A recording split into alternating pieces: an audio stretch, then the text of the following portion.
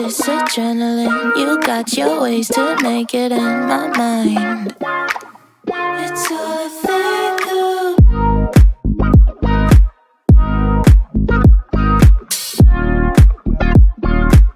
So what you thinking?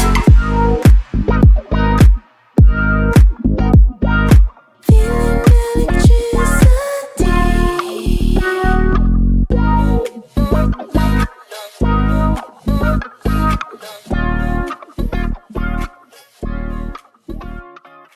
Okay, so we're on final approach to marina berth. It's only got fender room on either side of the fingers, so it's nice and tight. And I guess when I'm on final approach coming down the runway in the marina, I just engage and disengage gear, so I have steerage. Because if you don't have any forward momentum, you're not going to have any steerage. Single stern drive. So what I'm going to do here is going to drift up and essentially going to put the berth on my port beam. It's on the port side. When I approach it like now, I'm going to do hard to starboard, and then I'm going to do hard to port and lock down, and here's where I can start to incorporate some bow thruster. And I'm just going to let the boat settle down. I've got a little bit too much movement there, so I'm going to actually just let it settle before I do anything. Now here is where you want to just get nice and dialed in, be comfortable on the thruster and not move your head. So what I'm doing is just ever so gently backing the boat, but see how I'm not moving my head? I don't want to move my head away from my final destination because I just want to have full situational awareness and then get the boat in the berth.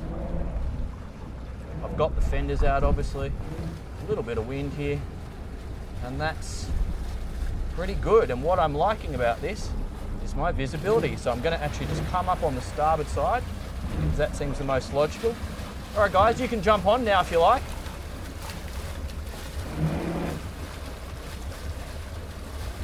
So Espen, you can jump on, Julia, and let's go and do this again at the side berth. You can get on board if you like, Julia.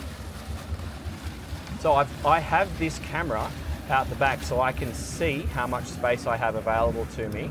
And then as she's boarding, I've actually just done starboard down, a little click and reverse to make sure it's nice and close to the dock. I can do that again for Espen because I can see that I've got space. And if I drift back, I can actually just do port down and I click in forward. Okay, I can see he's on board with the camera. Just going to click forward, ever so slightly touching on the fenders there. So move that.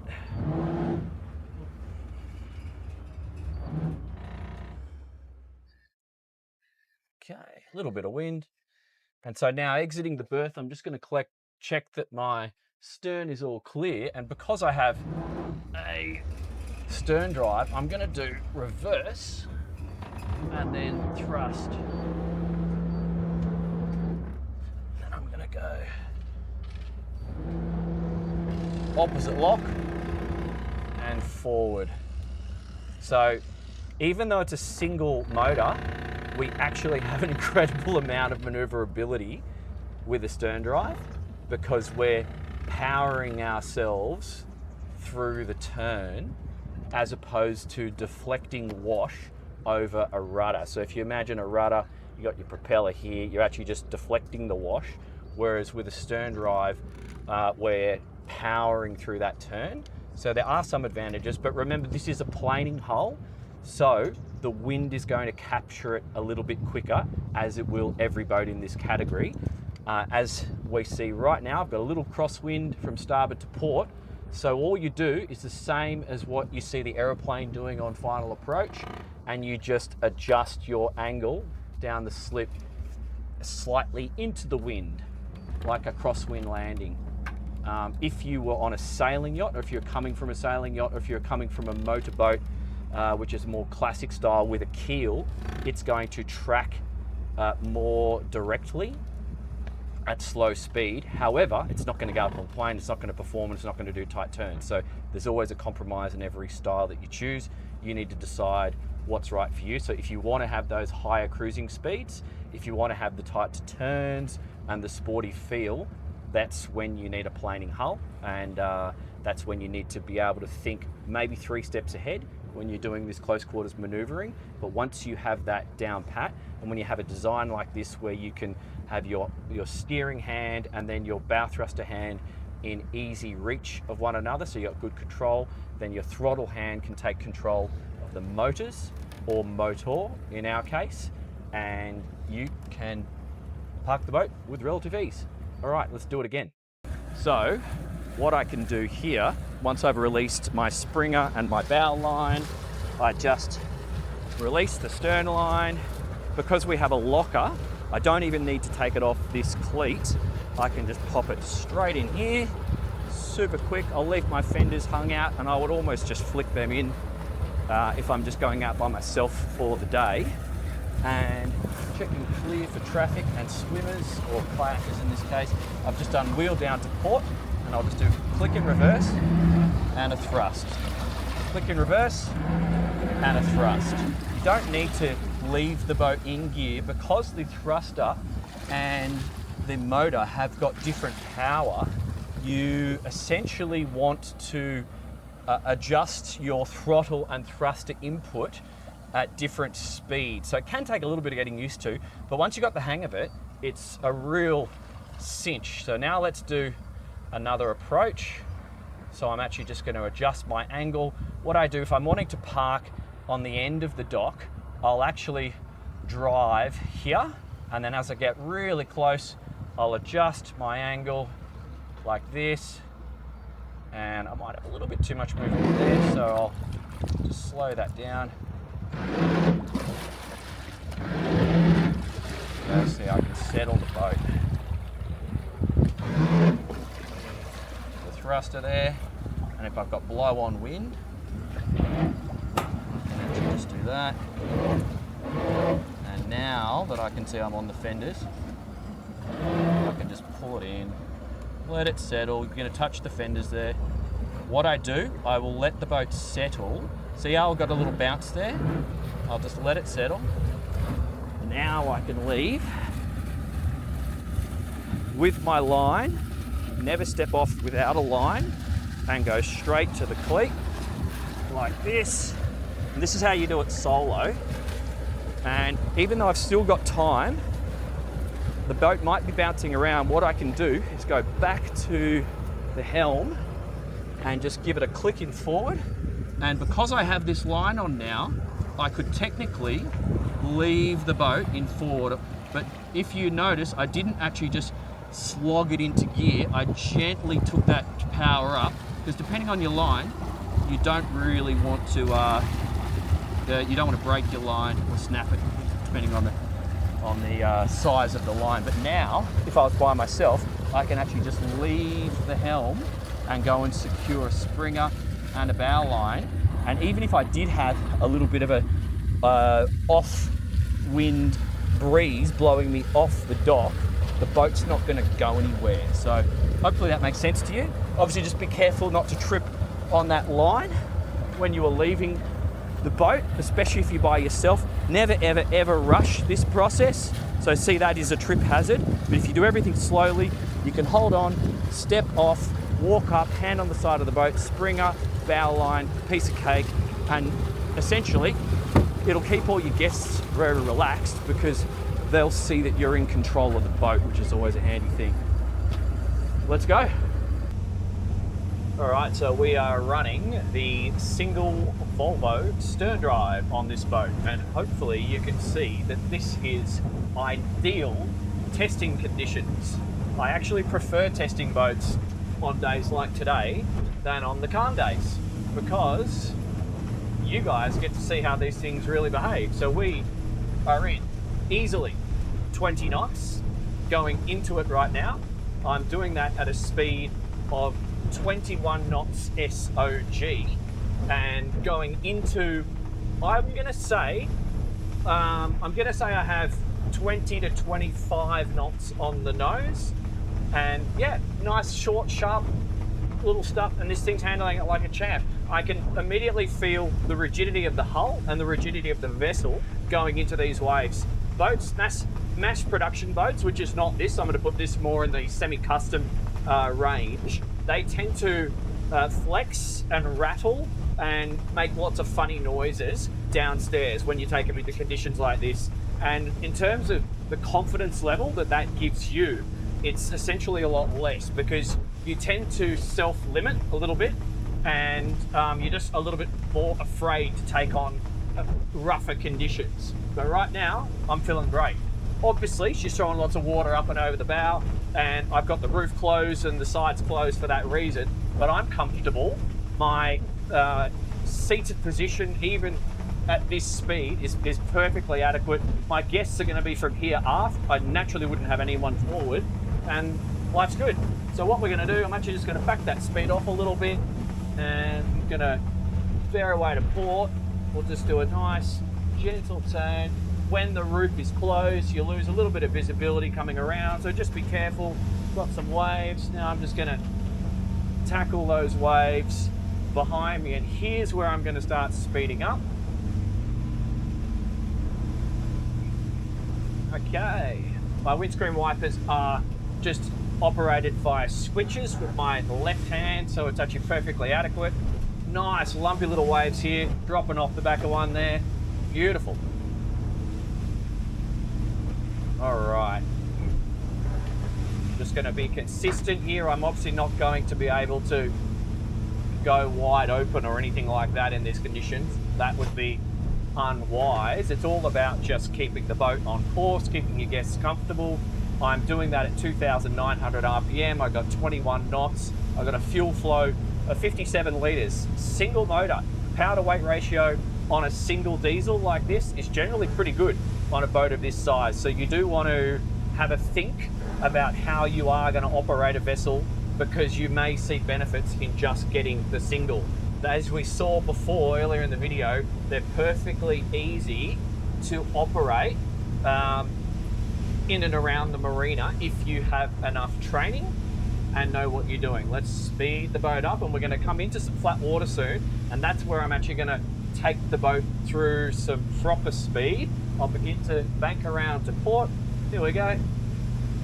Coming around at 3,100 RPM, 65 litres consumption, 50% of fuel in the tanks, and I'm doing 24 knots happily. Once again, the boat feels solid. I feel good. I feel relaxed, even in moderately rough conditions, one could call this. And I feel confident to maintain these speeds. I can operate these windscreen wipers. I'm all good. Coming in 3,100 RPM, adjusting my trim a little bit with the stern drive as I see fit. So typically going into the waves, I might have a little bit more trim down, and then as I begin to go down or into the flatter water, I might actually trim the boat up a little bit. Got the waves on my beam here, so it's rolling around a bit. All I got to do is adjust my steering with the waves. Sometimes you might want to just communicate with your guests as to what's going on if you are going to maintain these high speeds in choppy water, just so they are comfortable with what you're doing. But now it's time to speed the boat up. 24 knots, 3,200 RPM. I can feel that power. Here's where I'll do that little trim up, as I was suggesting we do before. Great. Feel this. Lots of control. 28 knots, 3,450 RPM, an easy 29 knots, 75 litres consumption. Very, very smooth. Directional stability is good. I'm just going to do wide open throttle there now, a little trim up on the drive, and I'm seeing 3,550 RPM, 30 knots, and climbing, no problems whatsoever. This thing is sweet. 3,650 RPM, 31.5 knots. Now I'm going to back that speed off, get ready for a little turn shortly. I'll do a slow turn, because we do have quite a lot of rocks in this part of town. So I'm going to do a slow turn to port, and then I'm going to come back at a more moderate or conservative cruising speed. Let's just do this turn now. Get the drive trimmed down. Coming off the face, checking all clear, hard lock to port.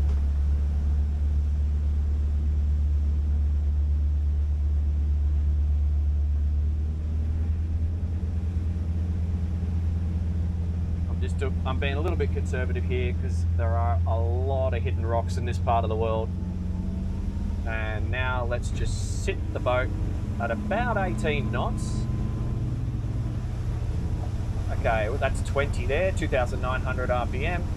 And I just want to feel it, 2,750 RPM. Look at that, 40 litres consumption at 20 knots, 40 to 45. And then let's just go a little bit slower, see how she feels. We're still on the plane. So if you're looking for distance, but still moving, 2,650 RPM gives us about 18 or a little bit over 18 knots. And I'm burning 43 litres per hour. The boat feels good. Noise level's perfectly acceptable. So that's great. Now let's just come off the plane. 2,200 RPM.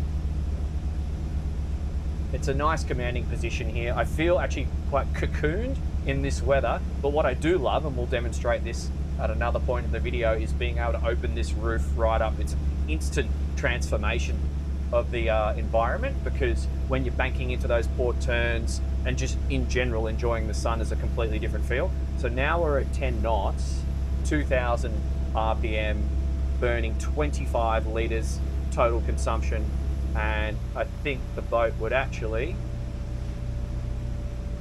see more of a true displacement speed there. You could feel that bow settling just ever so slightly as I back it off to about 1,600 RPM. I'm still seeing 8.5 knots, and I'm burning 13 litres. You can really go some places if you need to at that speed. I would have an autopilot for doing that sort of cruising, because it would get annoying doing the constant course corrections manually if you're driving a stern drive, and backing it a little bit slower, see what 7 knots gives us. Yeah, all the way down to 9 litres and dropping. So yeah, you could punch in some waypoints, utilize your autopilot, and just get some long distance cruising in should you wish. But I also see that mid to high teens, that 18 knots, another possibility for you if you just want to eat up some miles. Awesome. Okay, from here we need to go and find somewhere out of the wind where we can drop the anchor. We'll either do a regular anchoring or a Norwegian style. We'll see what Mother Nature permits us to do. So just come closer.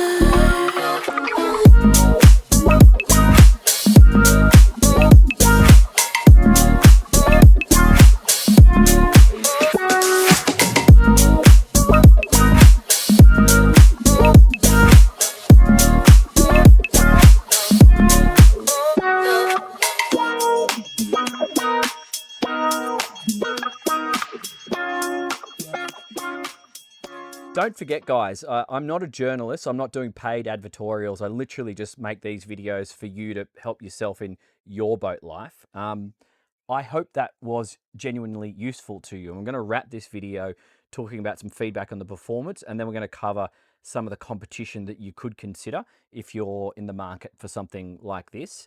So what experience level is required to own and operate a boat like this Marex 360? I think probably from intermediate and up. It's a beautiful boat.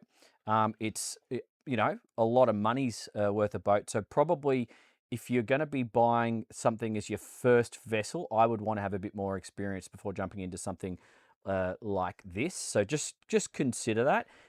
Can it be solo operated? The answer is yes. I did it today.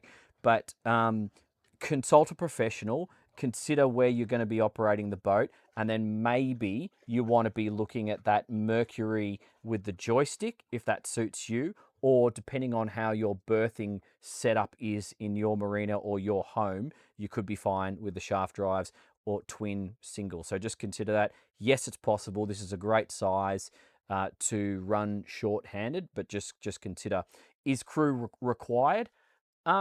Probably, with most people's experience level, and it's just going to make life a lot more relaxing. We do have the aft camera.